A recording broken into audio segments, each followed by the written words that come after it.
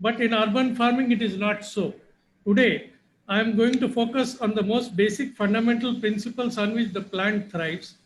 We want to talk about the fundamentals of the things on which a plant is dependent upon and not necessarily the plant itself.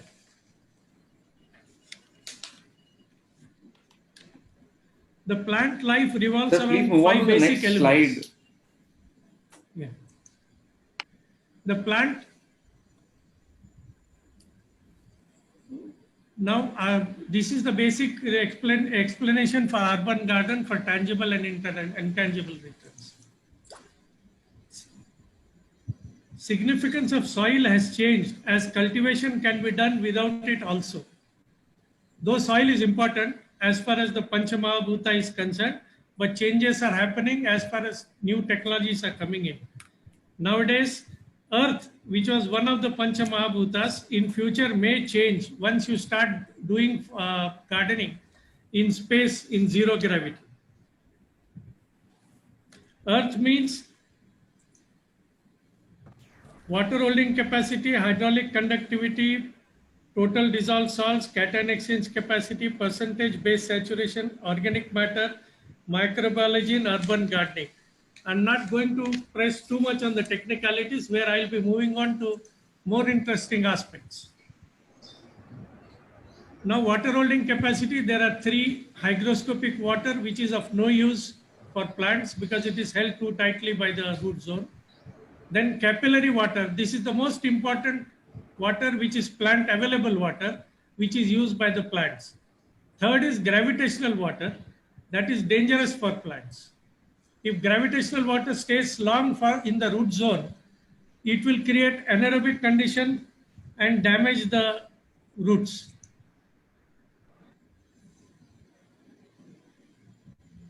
Water, the capillary water, which is the most important part of the water, which is held moderately by root zone medium in soil or soilless at field capacity and is easily available to the plants. This water is most important in most vertical gardens where the water has to go against gravity. Like in Dubai Miracle Garden, here the key is if you are able to maintain capillary water between 30 and 60% of its capacity, there is a minimum chance of leakage in vertical garden or hanging basket, all war gardens, and any special overhanging garden features. The above concept opens up another option of growing plants in self-watering containers and raised beds. This will result in uptake of nutrients optimally because of air-water balance in the root zone. The picture here, as shown, is that of a self-watering container where you have a container, you have a plant, and you have a root zone and roots in that root zone which are in capillary capacity only. Beneath the capillary capacity, you have the capillary wicks which are there, and beneath that you have air gap, and then you have water body. This is the concept which is going to predominate in future. Most of the designs will be revolving around this. Most important aspect in this which is to be noticed is what is underneath the root zone. Between the water and the root zone, the air gap, which is the most important part in this. I'll be discussing about this air gap when I discuss about air in future. You have to remember that whether every container is there, bed is there, wherever you put a plant, you must have air at the bottom layer, and beneath which you can have a water body or there could be drainage. Now, application of capillary water. Capillary water is applied in situations like this Dubai Miracle Garden, where nearly the whole of garden is based on drip and capillary water only. There is no other water. The advantage of this capillary water is that it can go against gravity, it can travel horizontally before dropping off. And there is of course a limit to capillary water, that it cannot go against gravity for more than 30 centimeters generally. Then the second aspect is hydraulic conductivity and porosity and drainage. This is one of the most important part in any root zone for plant. If the hydraulic conductivity is good, that indicates that water is, no gravitational water will be there and it will drain very nicely. And if it does not drain, it is bad for the plant. This can be achieved at a minimum depth of 5 centimeter itself, as achieved by us in Commonwealth Games, New Delhi 2010. That was for Commonwealth Games. Total dissolved salts. Degree of salinity in the root zone, which is not easy to modify. The ideal TDS is 600 to 1000 ppm for most of the plants. However, to reduce the TDS of the root zone, working with nature rather than against nature is a problem. So as far as possible, try to go with nature, and wherever you cannot reduce the TDS of water, you switch to choosing those species which are able to grow in that TDS. And this is a point which has to be looked at with eyes and ears open by the landscape architects, because if their choice is correct and they apply the filters correctly, there is no problem, because they have chosen plant species which are tolerant of the above high EC. Here I will draw your attention to something very interesting. 80% of the earth is covered with seawater, and that is all high EC. That is up to 30,000 TDS. And still, most of the species are there in the seawater itself. So assuming that salt is excess, so you can't have a garden, is a wrong concept. There are more species which can grow in salty water than fresh water. This is an eye-opener for all the landscape architects and the designers. Now, next point I'll go into is cation exchange capacity. This cation exchange capacity is important in the root zone. Given the ability for the root zone to withstand fluctuations in pH, acts like a buffer and also stores nutrients to be released to the roots when they need it. So higher the cation exchange capacity, the better it is, if it is contributed by organic matter, but not by clay. Generally in root zone, excess of clay is problem. Cation primarily consists of calcium, magnesium, potassium, and sodium. Excess sodium is bad. You can increase the cation exchange capacity by adding farmyard manure, compost, or cocopeat. CEC is of 3 or 4 different type of situations. That is, say, low CEC, that is a sandy loam kind of soil, where the CEC is low. And this is the best soil if you want the, in a precision irrigation system, low CEC is good. That is the only way your plant will give very good response to any addition of fertilizer. Then medium is also okay, high is okay, but very high CEC is a problem, because if you apply fertilizer to very high CEC soils, then the fertilizer response you will not be able to see. Then comes percentage base saturation. The primary bases are calcium, magnesium, sodium, and potassium. Need to be present in specific ratios. High sodium results in high pH. Among these 4, sodium needs to be the lowest, less than 10% of the base saturation best. Calcium, magnesium, potassium, sodium form all entire cations. Then comes organic matter. Up to 5% organic matter is considered good, and you can increase organic matter by adding green manure, organic mulching, and addition of fire. And organic matter in the soil makes the soil live, where the organisms are able to consume organic matter and survive on the organic matter in the soil and release nutrients for the plant. Then microbiology in urban gardening.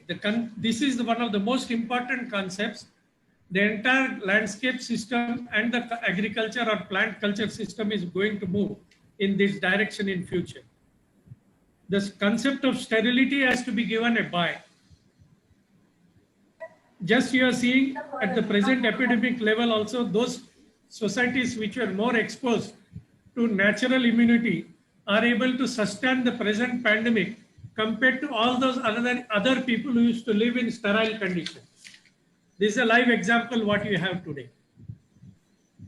Now, water.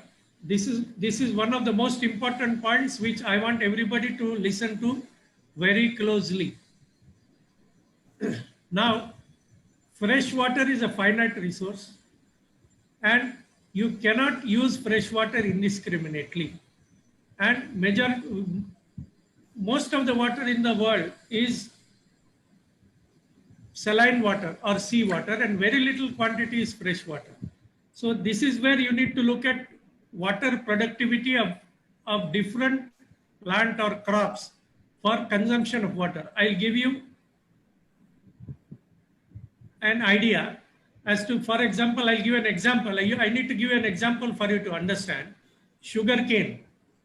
If you grow sugarcane throughout the year, it gives you financial return of 0.63 paisa per square foot per day.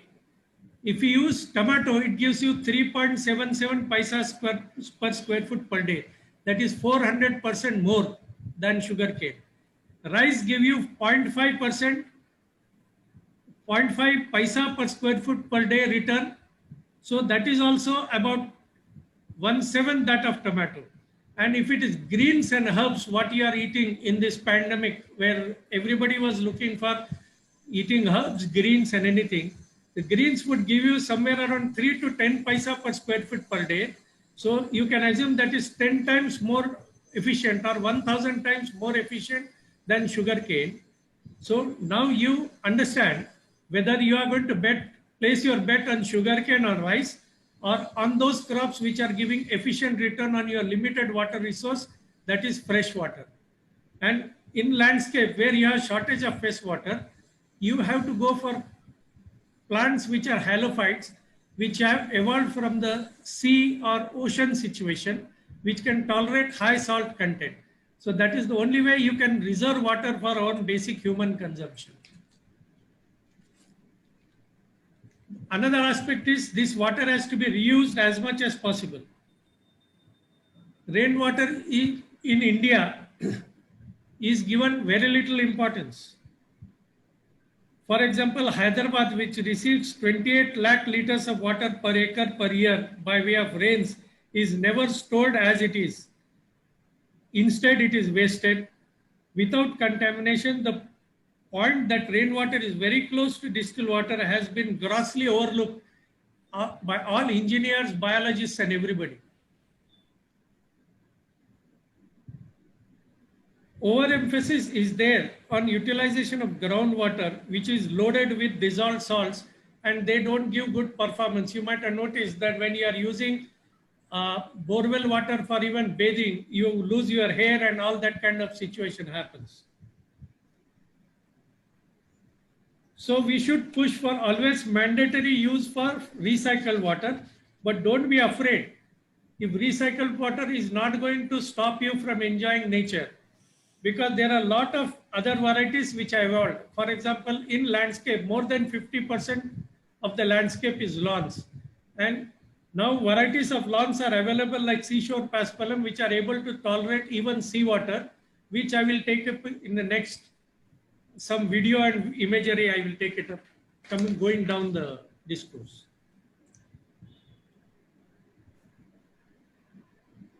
Halophytes are the ones which can be used to use reclaimed water, reprocessed water, and saline water, or greening of garbage dumps or mine reclamation, where by industrial activity, you are increasing the soil salinity beyond tolerable limits for normal plants. You can save 20 to 40 lakh liters of fresh water per acre per year. Now, you open your eyes, keep your ears open, and listen that India has got a coastline of 7,000 kilometers. And how many acres it has all along the coastline? There is a potential to save 20 to 40 lakh liters of fresh water per acre per year if you are able to use salt tolerant plants and grasses and shrubs. Greening the coastline with plants like mangroves, increase of halophytic aesthetic grasses like Distilis, Sporobolus, Paspalum vaginatum is what you should be doing. Now we have tested our Paspalum vaginatum glass in Alibag, that is near Mumbai. That is about 1 hour distance from Gateway of India. Here we had moved Paspalum vaginatum and put it on the field on 2nd July 2018. We planted started planting this Paspalum by 2nd August 2018. We dibbled it in that sandy soil with irrigation given from the sea. This is how the dibbling was done. On the after 1.5 months, 1.5 months after planting, on 15 September 2018, this was the situation of seashore Paspalum in Mumbai area on the banks of the Arabian Sea. And here you see in the background is the Arabian Sea, what you see. That is 2 months after planting. And this is what was the situation, what we tested, the salinity of the seawater of the Arabian Sea, which was 28,550 ppm.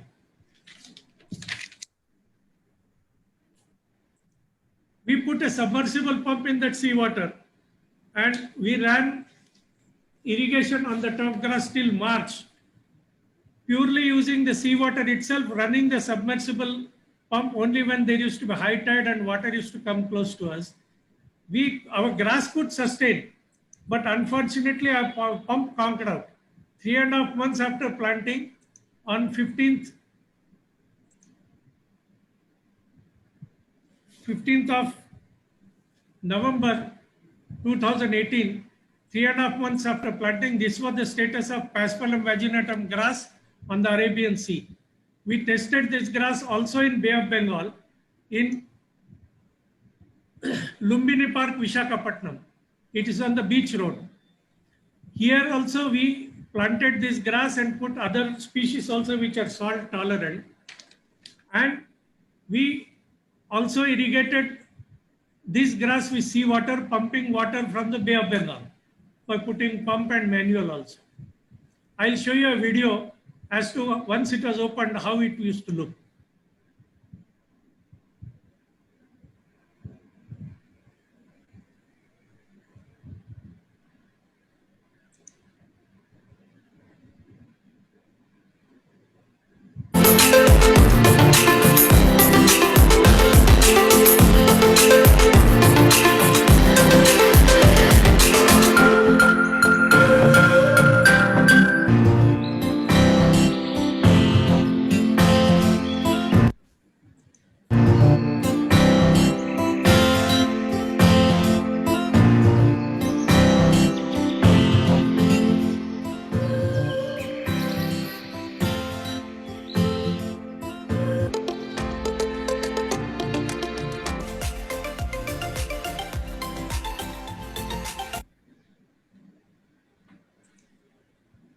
This was in Visakhapatnam. Are you able to hear me? Yes, yes. Yeah. This was in Visakhapatnam, where we tested seashore Paspalum and we irrigated with seawater also, and it came out superbly. So this is a point where we have to consider when you are using it all along the coast, right from West Bengal to Gujarat coast, up to the Pakistan border. Heat island, the Agni. One of the Pancha Mahabhuta is the Agni.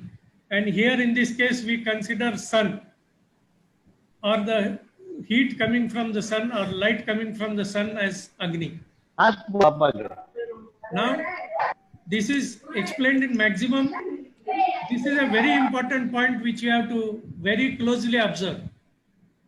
When sunlight hits the plants, if you take a forest canopy of 4 tiers, that is grass, ground cover, shrubs, trees and creepers, at the level of ground covers, that is over here, you have ground covers where they survive even on low light intensity. As the light intensity goes up, it goes up to 1000 candles, that is up to 50,000 lux, whereas the sunlight is 1,10,000 lux. So when you have plants which are going at this particular point, that is compensation point, that is where they are doing photosynthesis and respiration, which are equal. So always in low light situation, the condition will drop below that, the line will drop below that. You have to maintain it above this line up to the maximum photosynthetic rate. And if the light intensity goes beyond, then it damages the plant.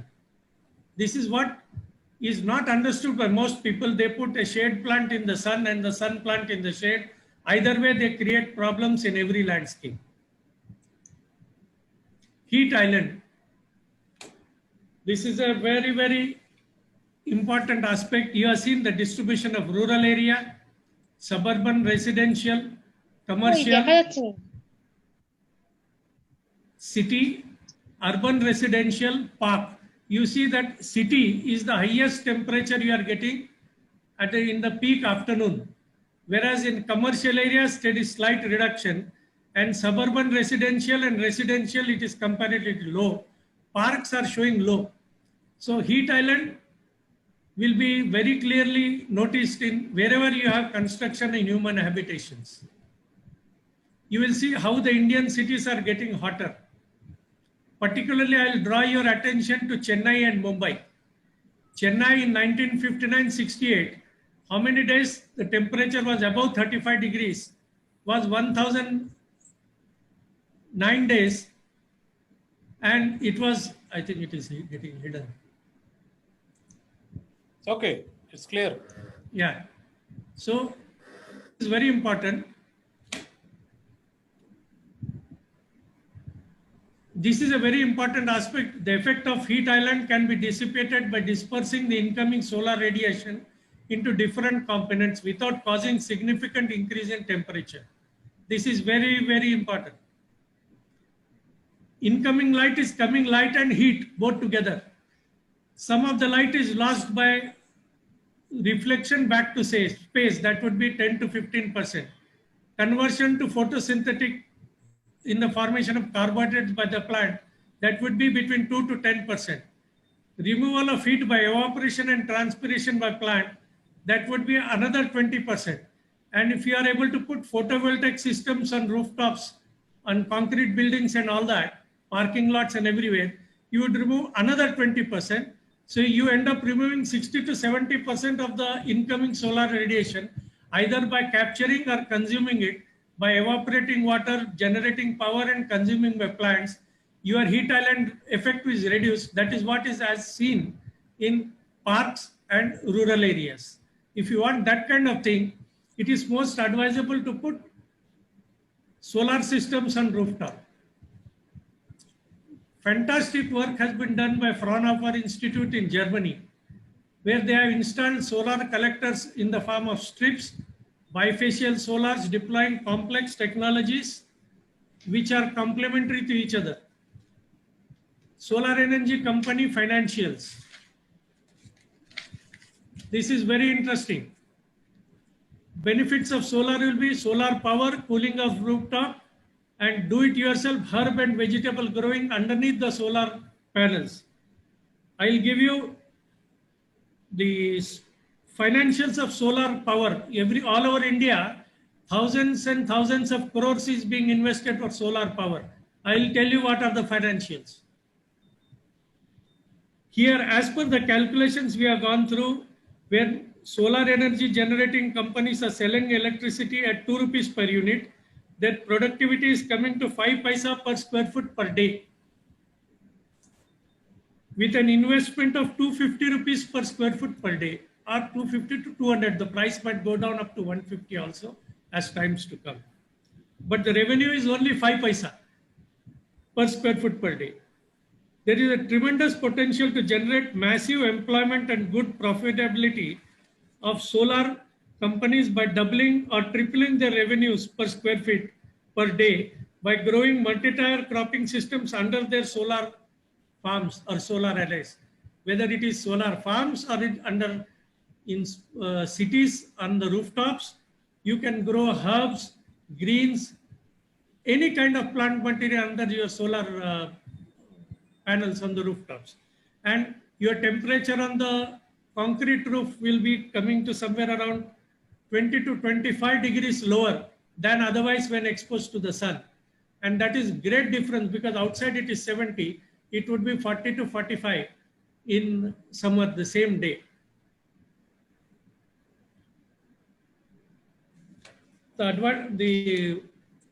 These are the systems what can be built on the rooftops. Also in the solar farms as well. These are the kind of, this is where I expect the role of the landscape architect. I want the landscape architect to design systems which will not only look aesthetically beautiful, but serve the functionality of not allowing the temperature to go off of the roof. Instead of going to 70 degrees, they should get it down to 40 degrees in May on the rooftop. And if they achieve it, 35 to 40, nothing like it. But that is where aesthetics in designing your solar structures like pergolas and other things comes. And there is no better forum than this to display this. These are the different concepts how you intercept the incoming solar light. So sunlight and heat does not hit the roof. Now comes Vayu, root zone, and oxygen and pollution control. These are the two things. What is root zone oxygen? Root zone oxygen, roots require oxygen for respiration to pick up the nutrients. And what is the level they need? They only need 6 ppm to 8 ppm dissolved oxygen for survival. And we are not able to do that because we are over irrigating plants. We are not taking care of the soil, not designing the soil properly. Now observe this very, very closely.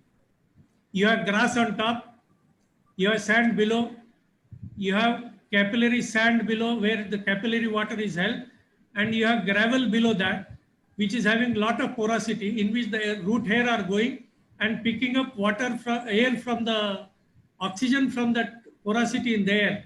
That oxygen in the gravel is of 1.5 lakh to 2 lakh ppm. Air has got 2 lakh ppm oxygen, whereas the roots require only 6 ppm. So whatever landscape you do, you ensure that there are voids right underneath the root zone if you want your plants to perform great.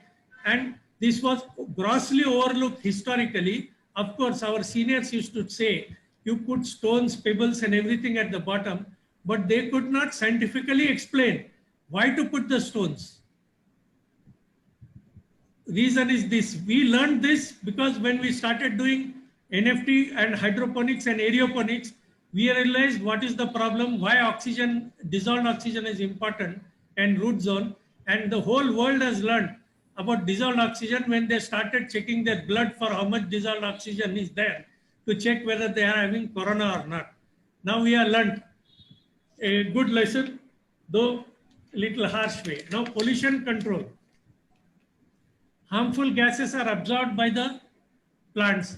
Physical pollutant will settle down on the ground. Grass and ground cover is the best extractor of suspended dust particles in the air. All other surfaces like pavement, road building, facade, rooftops and unvegetated open areas do not contribute to any significant manner towards dust suppression. Space. Horizontal space is limited constraint in urban areas. Though I have changed it, the space is ether, but in this case, I use that word little different with permission from the landscape architects. Hope they will forgive me for modifying it to this extent. This is the situation in, say, city like Mumbai. You have a garden and everything is concrete, where entire concrete can be as green as what you see in the center. And that is how it can be done like this. You can have solar arrays on top and turntable vertical gardens in the under the solar arrays, generating food, that is herbs, greens and anything for local consumption that is fresh. You are not sure whether you are going to get vegetables and all that on clean water or not. But when you are plucking it with your own hands, you are sure that you are plucking it for you and it is clean.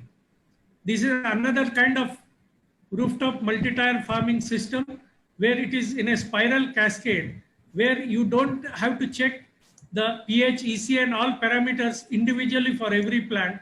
You just check at the pumping installation only, because all the water after it feeds all the plants comes back to the pumping station, where you just have to do correction at one place, and which is easy to manage.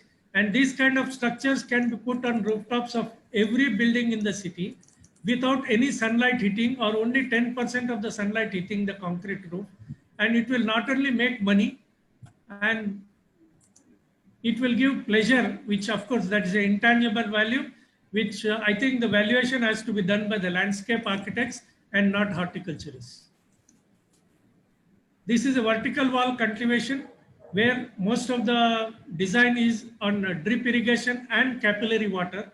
That is what, based on that design only, it is this kind of ornamental installations are done. These also will reduce the temperature like anything. And best people who are done in India is Mr. Pradeep Barpande and others who have done fantastic work in this area. And lot of indigenization is happening. Things will become cheaper in future.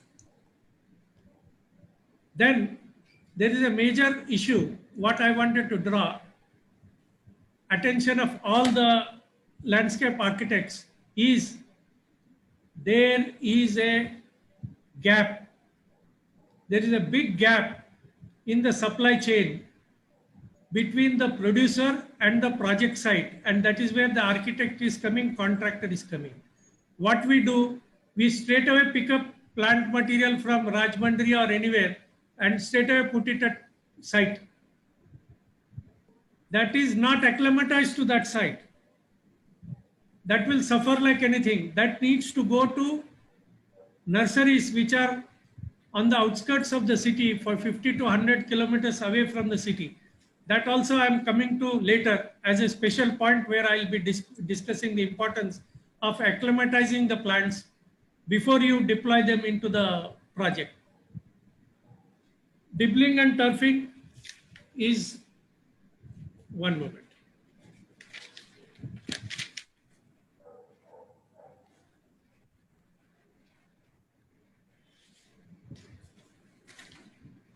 One important point what I wanted to draw your attention to was acclimatization, and that I want to take among the pathfinding discussions which I wanted to take on this. The dynamic interaction between the 5 elements keeps on changing with the type of landscape created. It is not always the same in different situations, it is different. I have been in this industry for past 30 years, and since I have a captive audience of the pioneers in the industry, I wish to touch upon few topics to achieve the desired aesthetics and functional objectives of the landscape installation. One of the important aspects is acclimatization. Now, I will give details on this. It is very important point which is generally, pardon? No, carry on. Yeah. It is very important point which is generally ignored by landscape installers when they move plant material from one climate zone to another. Yeah, carry on. They move plant material grown in coastal zone to places like Delhi and vice versa. If you move a dry plant zone to wet zone, it is going to go into trouble and vice versa. In 1999-2000, we did a interesting thing in ISB project Hyderabad. That was 20 years ago.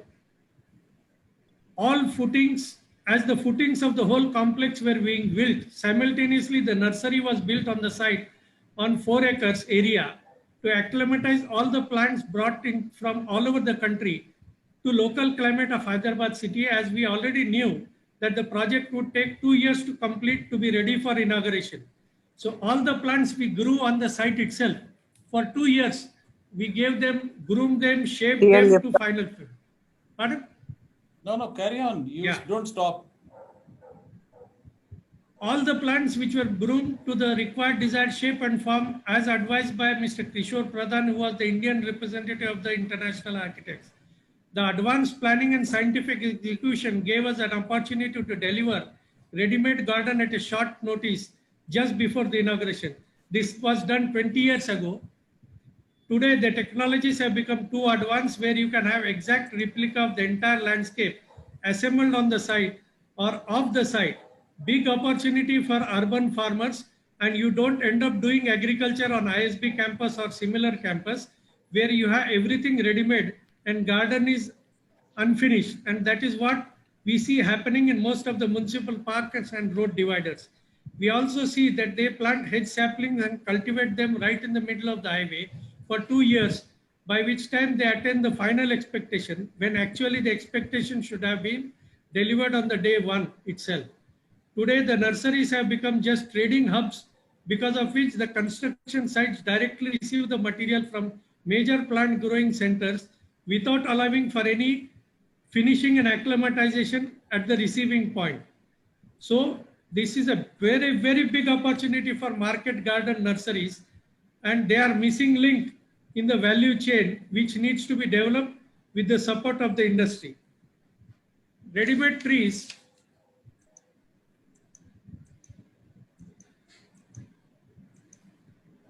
Ready-made trees are delivered to projects like this. How can you call this a ready-made tree? You cannot call this a ready-made tree. You uprooted a back plants whose roots have settled down in the ground and planted this. This will go into shock and it is not going to give any result at all. We want ready-made plants like this. These I cannot ship from Rajahmundry to Hyderabad. If I want them in Hyderabad, they should be grown within 50 to 100 kilometers of Hyderabad, Bombay, Delhi, or anywhere. I can move it only 50 to 100 kilometers, not anymore. So this is the biggest opportunity for all the market garden nurseries who want to set up. And none of them exist other than one or two. And I consider this is what is required by all the landscape architects, and they will agree with me on this. These kind of ready-made trees are manufactured in Hyderabad itself or Nagpur. This is a farm. This is our farm in Nagpur, where we grew royal palms in Nagpur itself. So they were hardened to Nagpur climate. So if we are selling in Nagpur, they will settle down well in Nagpur. So these are kind of ready-made plants our group is making. This is from one of my farms.